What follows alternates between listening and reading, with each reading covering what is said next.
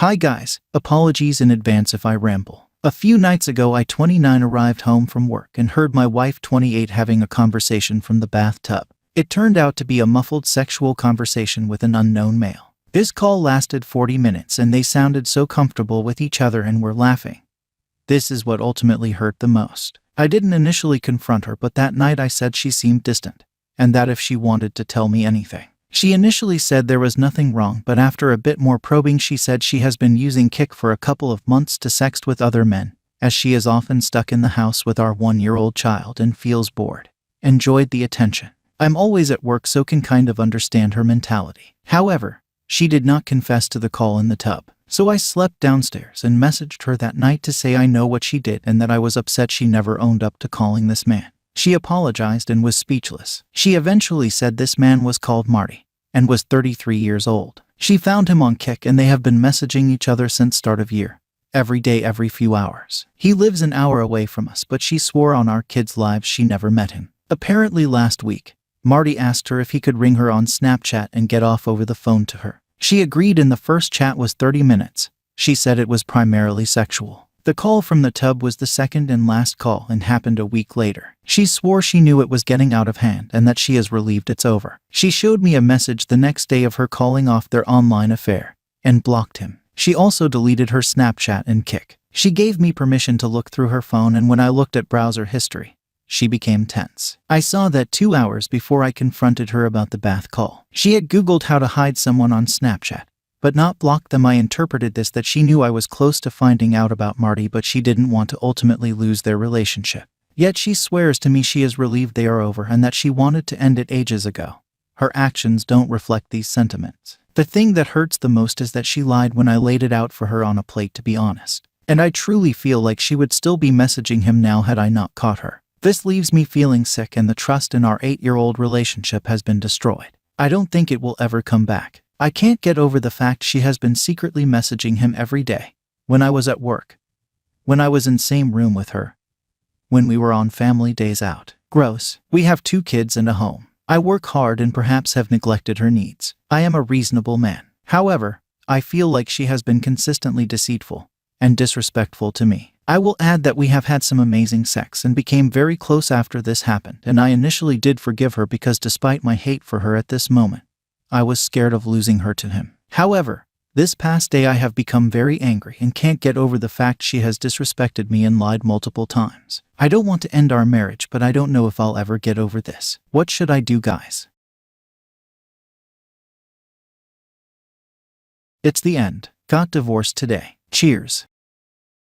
I have a lot to say. I'm currently feeling nauseous. My hands shaking as I type this out. I have a lot to say, but I can't. Today's Sunday. A good day. Today's the day my marriage finally ended. Our divorce was finalized today at the first hour, ending after nearly 16 years together. There's mixed feelings inside me. Part of me is glad and part of me is down. I loved that woman. She was the second love of my life. She destroyed me. I have nothing to say. To give you an update, our custody arrangement is something like this. I'm the legal guardian of my son till he's 20. She's the legal guardian of our daughter till she reaches puberty. After that, till her marriage, I'm the legal guardian of her. My daughter will spend these few years with her as she's really just 10 months old. But I can visit her whenever I want to. In my country, birth certificate is out after a child is a year old. So I have yet to sign for it, and I will sign. She's my daughter. I'll have to pay spousal support for her for 3 years. Child support for until my kids are 18. I'm looking at 20% of my income, or around $1K if I out it out correctly altogether. Note, we are from Asia,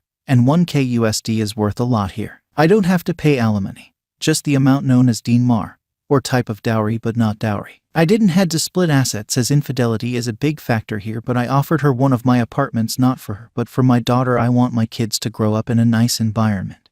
And although what she did was wrong, I can't put them in danger, which is why I agreed to transfer one of my apartment to her name. So at the very least they won't have to worry about housing. Her side of family disowned her completely, so she will be living all alone. But her mom will be reaching out and her sisters will help her out in taking care of my daughter. My ex-wife talked to me after our divorce. I could clearly see she didn't slept. She thanked me for all these years together, asked my forgiveness, and this time, I told her I did. We both wished each other best of luck and ended things. I know she was sad and heartbroken. I was too. It was probably for the best. I resigned from my job with the amount of property my mom inherited.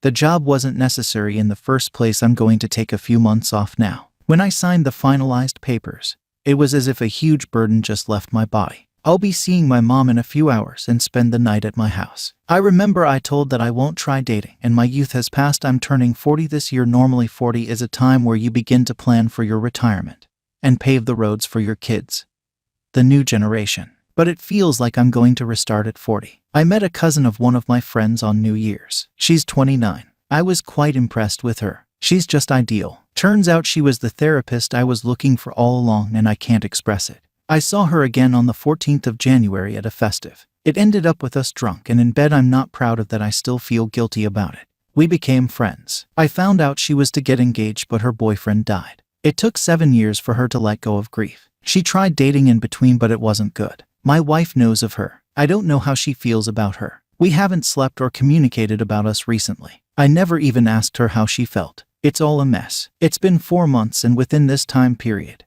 a lot has changed. My life changed. My son grew up, and I'm proud of him. I mentioned before I originally had plans to visit Netherlands, but I'm ditching it. This is the place I was born. My forefathers were born and buried. My legacy lies here. I want my sons and their sons to know about our history and legacy, and I certainly don't see how can I achieve that in Netherlands. My girlfriend, therapist, that girl I was talking about, asked to visit, but I declined her offer. Tonight it's just going to be me. I bought Jack Daniels. I don't know what lies ahead down the road. I don't feel better or worse. I'm indifferent. I'm just nauseous, and I want a good sleep. I wish it was all a dream and I could forget it. I don't know if I would ever have good relationship with my brother again, or my mom, or dad, or even my ex-wife. Things would never be the same again. I respect her as the mother of my kids. I will try and be there for her. My ex Phil reached out to me. He told me he's sorry he couldn't be a good father to ensure her daughter's upbringing. Few things in life are meant to be that way. We spend time, money, and effort, and at the end, it isn't even our decision or choice that matters. Such are the sacrifices of both men and women. I admire people. I admire you guys who went through this traumatic period of life. Up until yesterday, there was a constant thought in my head if I made the right decision to divorce. That thought is still in my head. I don't know if I made the right choice.